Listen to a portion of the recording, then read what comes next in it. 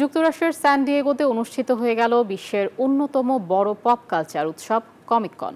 প্রতি বছরের মতো এবারও কসপ্লে স্যাটারডেতে নিজেদের পছন্দের সাইফাই বা ফ্যান্টাসি চরিত্রের মতো সেজে হাজির হয়েছিলেন হাজারো অনুরাগী। পছন্দের চরিত্রের পোশাক তৈরি করতে অনেকে মাসব্যাপী প্রস্তুতি নিয়েছিলেন। মূল কনভেনশন সেন্টার থেকে শুরু করে গ্যাসল্যাম্প কোয়ার্টার পর্যন্ত সর্বত্রই দেখা গেছে এই রঙিন দৃশ্য।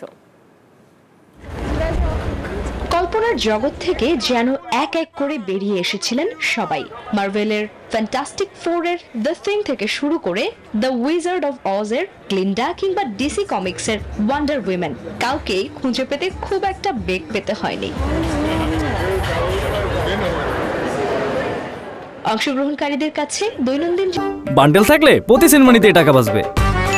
বিকাশ সেনমানি বান্ডেল কিনে জিতুন প্রতি লেনদেনে। জীবনের একঘেয়েমি কাটিয়ে সৃজনশীলতা প্রকাশ করার এবং অন্যদের মুখে হাসি ফোটানোর একটি সেরা মাধ্যম ছিল এই কসপ্লে। ধীরে ধীরে এটি একটি শক্তিশালী কমিউনিটিতে পরিণত হয়েছিল।